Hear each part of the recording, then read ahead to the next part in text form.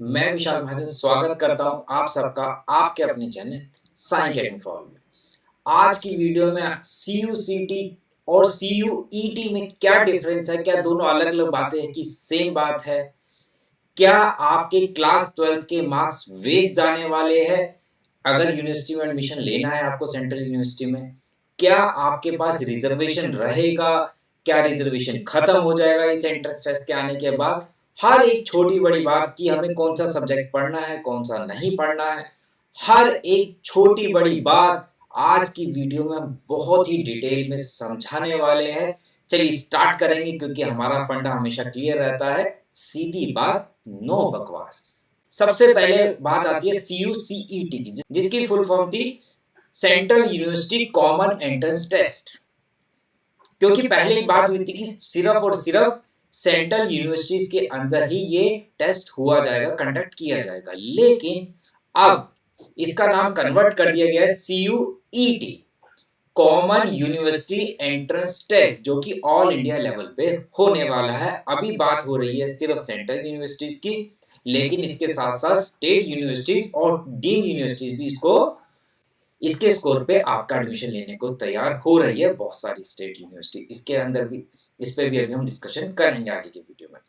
इसका सीधा सा मकसद है कि one nation one common entrance test आपके लिए कराया जाए, one nation one common entrance test, ताकि जो भी हमारे पास डिस्प्यूट होते थे कि किसी बोर्ड के मार्क्स ज़्यादा आते थे, किसी बोर्ड के मार्क्स कम आते थे, और जब हम एडमिशन लेने जाते थे, जैसे दिल्ली यूनिवर्सिटी में एडमिशन लेने जाते थे, मान चलता था फर्स्ट लिस्ट आ गई 100% की, सेकंड लिस्ट आ गई 99.2% की, थर्ड लिस्ट आ गई 98% की, और 97.5 वाले 97% वाले को एडमिशन ही नहीं मिल पाता था अच्छे अच्छे कॉलेजेस के अंदर इतना पढ़ने के बाद भी।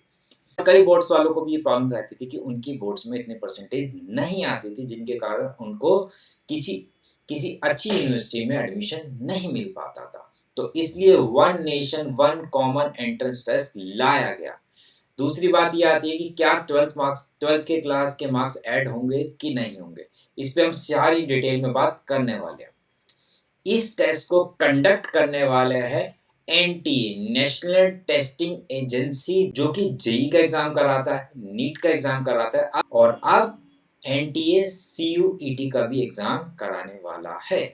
अभी 2022-2023 में ये सिर्फ और सिर्फ एक बार ही होने वाला है, लेकिन हो सकता है कि आने वाले सालों में इसको साल में 2 बार कंडक्ट कराया जा सके, ताकि बच्चा अपने स्कोर को इम्प्रूव कर सके।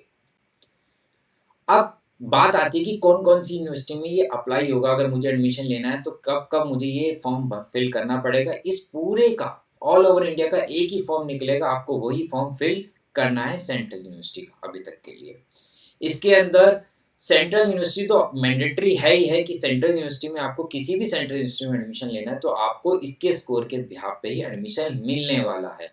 लेकिन यूजीसी के चेयरमैन ने बताया है कि बहुत सारी स्टेट यूनिवर्सिटीज और डीम्ड यूनिवर्सिटीज, मतलब प्राइवेट यूनिवर्सिटी, इसके स्कोर पे एडमिशन लेने को तैयार हो रही है। तो आने वाले टाइम में हमें लगभग सारी यूनिवर्सिटीज इसके अकॉर्डिंग शायद आपका एडमिशन क्राइटेरिया को फुलफिल करने वाली है। इसमें मैंडेटरी ऐसे बताया सेंट्रल यूनिवर्सिटी है।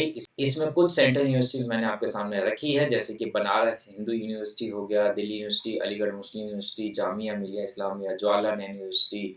ये कुछ यूनिवर्सिटीज आपके सामने मैंने दिखाई है, जैसे कि यहाँ पे नागालैंड यूनिवर्सिटी हो गई, Tripura university, Rajiv Gandhi university, Manipur university, Mizoram university, Sikkim university, central university of Haryana, central university of Gujarat, central university of Kerala, central university of Odisha, central university of Punjab, central university of Rajasthan, central university of Tamil Nadu. ये सारी यूनिवर्सिटीज़ के लिए और भी बहुत सारी यूनिवर्सिटीज़ है जहाँ पे ये टेस्ट बिल्कुल मैंडेटरी रहने वाला है। तो आप इसका फॉर्म फिल करना बिल्कुल मत भूलिएगा, जो कि फॉर्म की डेट जो है अभी उन्होंने एग्जैक्ट डेट नहीं बताई है, लेकिन इतना बताया कि फर्स्ट वीक ऑफ अप्रैल में इसके फॉर्म्स निकलने वाले, आपको याद से इसको फिल करना है और बाकी अपडेट हम दे देंगे जैसे इसके फॉर्म आते हैं। और इसका जो टेस्ट रहने वाला है फर्स्ट वीक ऑफ जुलाई 2022 में रहने वाला है, मतलब हमें ज़्यादा टाइम नहीं मिलने वाला।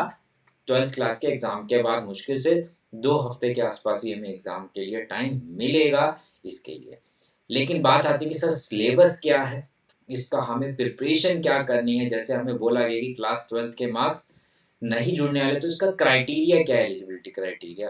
तो एलिजिबिलिटी क्राइटेरिया जो बताया गया अभी के बिहाफ पे, वो हमें अभी बोला कि सिर्फ 12th पास होना ज़रूरी है। लेकिन यहाँ पे आपको बिल्कुल ध्यान रखना है, बहुत सारे लोग ये बात बोल रहे हैं कि क्लास 12th की परसेंटेज नहीं जुड़ने वाली, बिल्कुल नहीं कंसीडर होने वाली।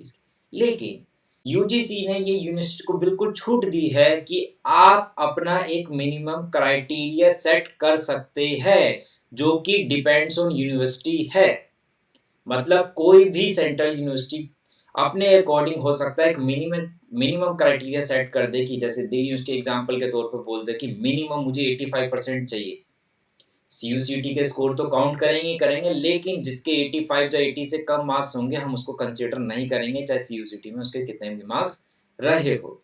ठीक है, तो हर यूनिवर्सिटी को अपना एक क्राइटेरिया सेट करने का पूरा अधिकार दिया है यूजीसी ने। तो ऐसा नहीं है कि आपको क्लास 12th में पढ़ना ही नहीं है। ठीक है, एक कारण और है कि आपको अपने सब्जेक्ट को बहुत अच्छे से पढ़ना है, तो आपको 12th पे पूरा ध्यान लगाना है। ये ना हो कि सीयूसीटी के चक्कर में आप वहां स्कोर बेटर करने के चक्कर में मिनिमम क्राइटेरिया ही छोड़ दे और जो आपको पसंदीदा यूनिवर्सिटी है वहां पे आपका एडमिशन ना हो पाए। ठीक है, आगे चलते हैं। टेस्ट जो होगा वो एमसीक्यू बेस्ड होगा, ऑब्जेक्टिव होगा और कंप्यूटर बेस्ड होगा। जैसे नीट का होता है, जैसे जेई का होता है, सेम उसी पैटर्न पे आपका एग्जाम होने वाला है। लेकिन बात आती है कि सब्जेक्ट क्या पढ़ने हैं हमें इसके अंदर। हमें तो पता ही नहीं कि हमें तैयारी कैसे करनी है, क्योंकि हमारा तो फर्स्ट टाइम है। इसके अंदर अभी बहुत ज़्यादा क्लैरिटी नहीं है, लेकिन इतना बताया यूजीसी के चेयरमैन ने कि 2 शिफ्ट में एग्ज़ाम होने वाला है। पहला शिफ्ट जो है ये मैंडेटरी रहने वाली है, ठीक है? ये सबको देनी है, जिसके अंदर 13 लैंग्वेजेज़ होगी, रीजनल लैंग्वेजेज़। मतलब हिंदी में दे सकते हैं, इंग्लिश में दे सकते हैं, अभी लैंग्वेजेज़ क्लियर नहीं है। लेकिन जितनी मेन लैंग्वेजेज़ है, 13 लैंग्वेज में कोई एक लैंग्वेज आपको चूज़ करनी पड़ेगी, ठीक है? और जैसे मैंने बताया था कि क्लास 12 बहुत ज़्यादा इम्पोर्टेंट रहने वाली है, क्यों?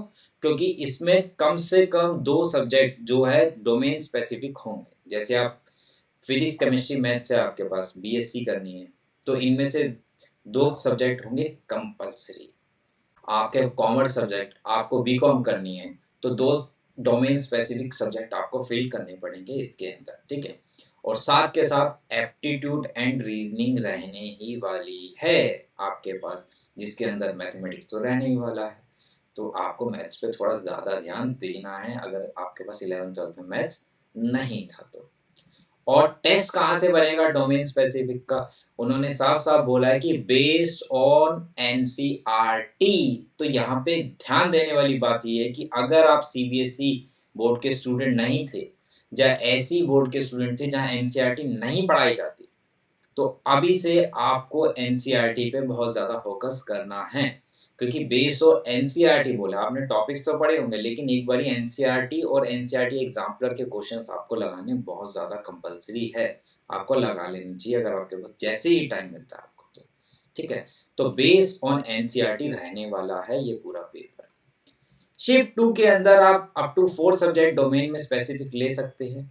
19 लैंग्वेज में से एक लैंग्वेज चूज करनी है अदर देन 13, वो तो रीजनल लैंग्वेज है। इसमें क्या होने वाला है, जैसे आपके पास फ्रेंच है, जर्मन है, आपने उसमें कोई कोर्स करना है ग्रेजुएशन में, अंडर ग्रेजुएशन, तो यहाँ पे एक लैंग्वेज उसके साथ आप सिलेक्ट कर सकते हैं। ठीक है, इसके बारे में अभी पूरी डिटेल यूजीसी ने डिक्लेयर नहीं करी है। जैसे ही कोई भी सर्कुलर आएगा हम आपके साथ उसकी डिटेल में चर्चा करने वाले हैं। अब बहुत ज़रूरी बात आती है, क्या सर रिजर्वेशन खत्म हो जाएगा यूनिवर्सिटीज़ के अंदर सीयूसीटी आने के बाद, क्योंकि इसका स्कोर ही कंसीडर किया जाएगा क्या सिर्फ? नहीं, ऐसा नहीं है।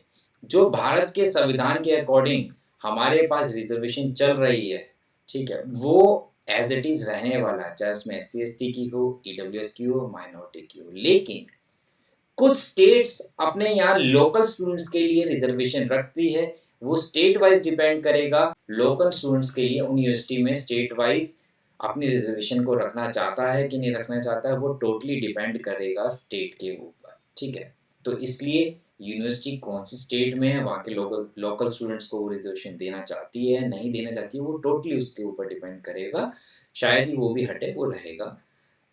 तो ये वाली जो हमारे पास रिजर्वेशन है वो ज़्यादातर रहने वाली है, रिजर्वेशन का इस पर कोई इफेक्ट नहीं पड़ने वाला है। तो ये सारी डिटेल, कब आपका टेस्ट होने वाला है, कब फॉर्म्स निकलेंगे, कौन सी यूनिवर्सिटी में आपको फिल करना है, रिजर्वेशन रहेगा नहीं रहेगा, कैसे तैयारी करनी है, कौन से सब्जेक्ट रहेंगे, ये सारी बातें मैंने इस वीडियो में कवर कर दी है। अगर वीडियो अच्छी लगी हो तो शेयर करना और लाइक करना मत भूलिएगा।